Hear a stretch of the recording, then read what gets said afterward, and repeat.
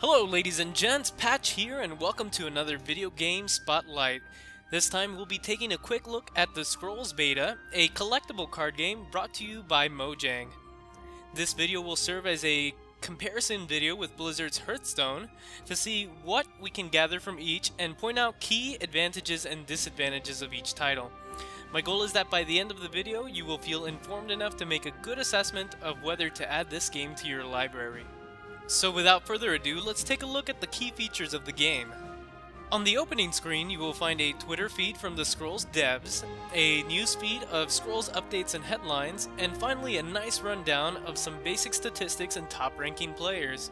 Unfortunately, nothing too personal, or you would have seen that I haven't played Scrolls consistently since June of last year. So, a lot of things have changed since then, more than I'll be able to cover in this video sadly, but just enough to demonstrate the key points of the game. First, let's take a look at the arena. The arena consists of the different game modes where you will be either learning the ropes or debuting your constructed decks. The testing grounds is basically the research mode for the devs to apply either gameplay tweaks to the current Scrolls formula or collect relevant data to improve the overall experience. Generally to be ignored unless you find yourself in the mood to either contribute to the research or experience the new tweaks firsthand. Next, I want to show you guys the trial mode, a feature unique to Scrolls. Basically, you are given a custom rule set and occasionally a modified win condition, and must survive the stipulations in order to be rewarded with gold, the free currency in this game. I will go over the gold in a moment once we get to the store section. The trial mode is great value in terms of either learning the game or practicing new strategies, or simply using your collective knowledge of Scrolls to quickly add gold to your wallet. However, once you complete a trial once, you cannot receive its reward again. Trials are also listed in varying difficulties, rewarding more gold for harder challenges. Finally, there is Judgment mode, similar to that of Arena in Hearthstone, with some subtle differences. In Judgment, you must use either 1,000 gold or 150 shards to participate, which is about $1.25 US. You will select one card from 4 and add it to your custom deck. However, although you are allowed to select 45, you will only be given at least 30 of those cards, so you don't have as much control over the cards you will ultimately play. You will then be given the opportunity to play 5 games with this deck. There is not a strike system, and even after losing all the games, you are still marginally rewarded, but the interesting thing to note is that you are actually rewarded with cards you have selected from your own custom deck, which is a pretty cool system. It narrows the randomness of reward drops and rewards you with cards you have a special preference of. Very sweet. Now let's get into Deck Builder. Self-explanatory, you use the cards you have in your collection to build a custom deck. Great UI makes it easy to sort your cards out on the table and analyze your decks quickly. This would also be a good moment to talk about the class system and the different types of decks at your disposal. On the left you will notice 4 different icons. In order from top to bottom they are Order, Energy, Growth, and Decay, and each have different play styles. Order focuses on board control with buffable minions, Energy is all about beefy characters and raw damage output, Growth is intended as an aggro deck, and Decay appears to be a risk-reward system with powerful cards bringing some drawbacks. You can play as any of these resource pools as long as you have the cards and resources to put them in the field. Additionally, you can use combinations of resource pools for more versatile decks, but as you will see in the gameplay, you must sacrifice cards in order to gain access to these pools, so expect a lot of complex decision making. Now we have crafting. Unfortunately, crafting is purely cosmetic and will not yield any new cards to your collection. Crafting simply allows you to upgrade scrolls you have to include statistics such as times used, discarded, wins, losses, and damage dealt with that card if appropriate, and creates a unique shiny or animated border for your card. Essentially, crafting can be used to either give a custom flavor to your deck or a means by which to analyze the effectiveness of certain cards. Crafting requires 3 identical cards at the base level to create a shiny border tier 2 card, and 3 identical tier 2 cards to create a shiny animated tier 3 card. Now let's take a look at the store, a very important part of the game, especially one that is considering a free-to-play model at launch. First impressions are pretty fair. The game does not show signs of pay to win at this point. You may only use gold, which you collect by simply playing the game, to buy scrolls of either a specific class or random scrolls for a cheaper price. You may also opt to buy a scroll pack which features a guaranteed rare, but based on how lucky you are feeling that day, there's not a wrong way to purchase cards, it seems. Also, as a daily event, there are specific cards which you may buy directly. Price is usually dependent on card quality or effectiveness, and you may also use shards, the paid currency of scrolls, to add them to your deck. You also have pre-constructed decks to introduce you to the different playstyles in the game, and even a unique crossover deck to add some variety to your gameplay approach. And finally, purely cosmetic avatars, which I'll show you in a bit. You may also sell your cards, but only for a small sum compared to its cost. Standard options menu, however, here's the big plus: spectator mode. I haven't played around with it personally, but it sounds amazing. The ability to spectate games through the client is woefully missing from Hearthstone, but here in Spades and Scrolls, with the ability to hide chat, enable spectating, and allow you to view both players' perspectives. Finally, it's important to note that due to the 5-minute delay in spectator mode, all potential cheating is eliminated. Great system, huge kudos to Mojang. Finally, profile, and here it is on the left side of the screen. You will see that I haven't played this game in over 8 months. Unfortunate, because after making this video I was reminded how fun it could be, but I mostly attribute my detachment to my backlog of video games. Moving on, here you can customize your character, look at personal statistics, and also the new achievement system, which rewards you with gold at certain milestones. A friends list is also included. So now with all the features out of the way, let's take a look at the gameplay. Okay, so here we are, taking a look at the tutorial mode in Scrolls. And I decided to do this because it was actually easier to demonstrate how the game is played using the tutorial, because it's already structured really nicely, and the general gameplay can be fairly complicated if you don't work it out step by step, and I didn't want to lose you guys. So, as you might have noticed, you start out, when you start with the first 2 cards of your deck, you have to actually dispose a card in order to make a resource pool, which is different from Hearthstone, because you actually start with a mana pool that just keeps increasing over time. But with Scrolls, the difference is that you have to sacrifice other cards in order to be able to use cards in the future.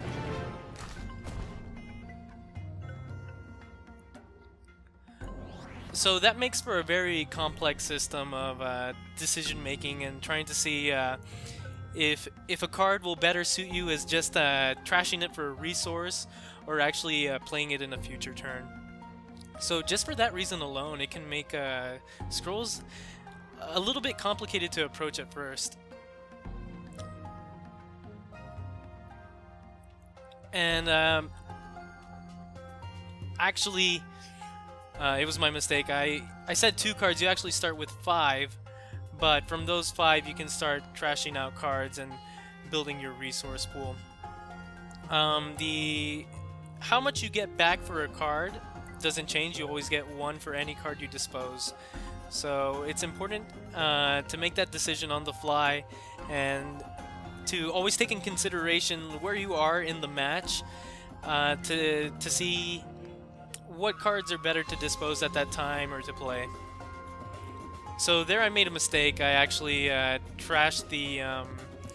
I didn't trash, I actually casted the Crimson Bull, which gives you power up, but only for that turn, so it just totally went to waste. You'll notice that on the cards, not the ones that are spells, but the ones that actually summon minions on the field, have 3 different counters on them. One is their attack.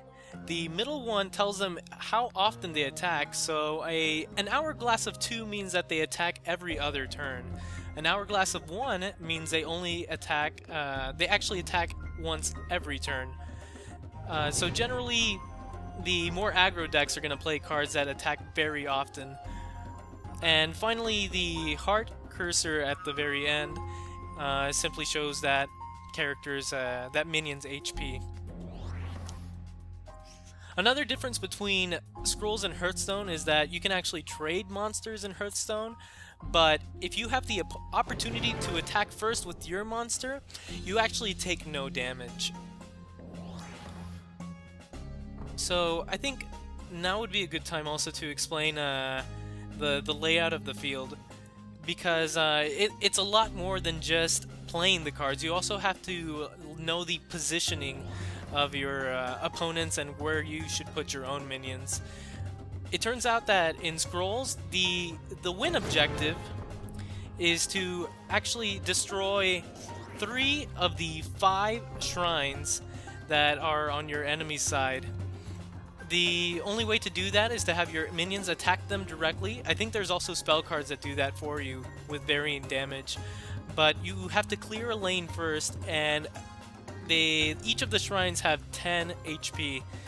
So once you can get that 10 HP hit on them, you can move over to the next shrine. So there's a lot of attack and defense, and in addition to just playing your monsters and knowing synergy, you also have to develop a game plan of how to appropriately create an offense that'll open up your opponent's shrines, and also a defense that'll make it difficult for them to be able to take some of yours out. So fairly interesting mechanics, and that's what makes the gameplay interesting. During your turn, you can actually move your minions once they're already placed on the field. So what I just did there was moved one of my minions up in order to kill that monster. I'm not going to trade, so I'm going to be able to keep him. So he just literally put down a monster for me to just have a quick whooping on, and then I can move on to the shrines right behind them. You'll also notice that there's structures such as walls that provide a defense for your shrines, but they do not have the ability to move, so you have to place them properly depending on the situation. Moving your units is extremely effective. You get to put them in positions where they can attack and be the most useful at that time, or you can move them in front of each other to provide like a meat shield for one of your other more valuable but weaker units, and also to protect your shrines or to coordinate like a combo attack. So as you'll see here, I actually moved some of the wolves in line so they have a better shot at taking more damage from the opponent's shrines. So the hex map, I really like the hex map. It's very, it's really fun to put that kind of turn-based strategy spin on collectible card games. It's what makes Scrolls very unique. And as the developers at Mojang mentioned, they believed that they were creating a game in order to fill in what they thought was a missing genre from collectible card games, or just video gaming in general. I'll admit that it has a little bit difficult of a learning curve, but once you get past that barrier, playing a lot of trials helps a lot, playing unranked in practice, but mostly once you play about 10 or so games, I think you'll be able to move on and actually play some ranked or build your own decks to see what works. So that's actually a really useful card. I pulled out the Brother of the Wolf card, and basically what that lets you do is that during your attack turn, you're actually able to summon a wolf instead. And if you haven't already seen, the white wolf that I have on the field actually gets stronger for each friendly wolf that it has on its side. So this growth deck is definitely all about synergy. Every deck has its tricks and nuances to it, so sometimes I might opt to just summon the wolf instead in order to give that the great wolf a damage boost that it needs to take out a tower more easily.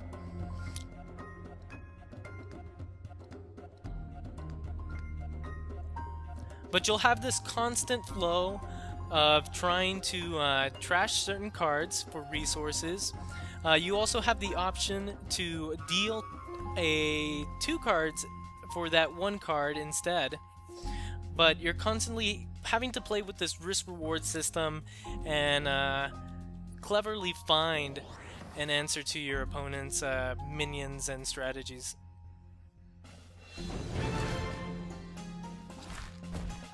At the end of a turn, the minions automatically attack. So you actually have no control over that other than there are certain spells that lower cooldowns as well as increase them.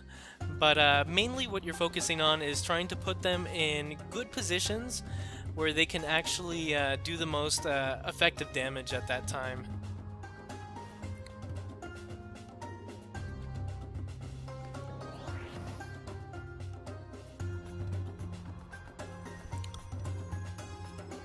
Also, another thing that I should mention is that games in Scrolls typically last a long time, sometimes around the 20-minute mark.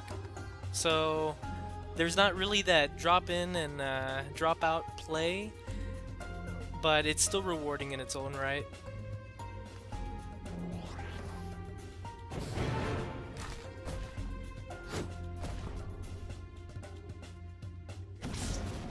And obviously, since you're playing the tutorial, the robot tutorial man, it's going to be much easier than any opponent you have to face.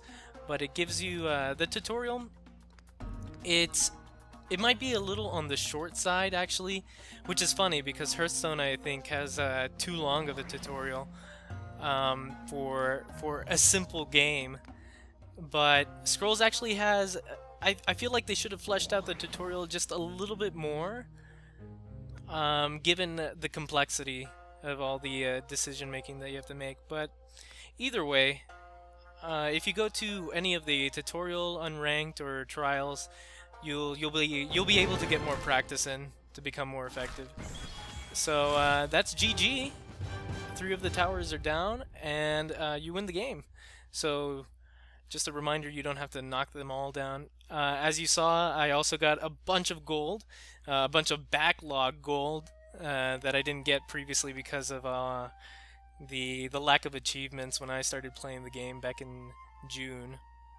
So I hope after watching this video you have developed a basic understanding for Scrolls. My final thoughts are that this is a phenomenal game, given that you can get past the paywall of paying $20 for the beta and can put enough time into learning the nuances of the mechanics. I've included a link below that can take you to the official Scrolls page to do some more investigating if necessary. However, if you can afford the patience, the full release, which unfortunately does not have an official release date, is rumored to be free to play.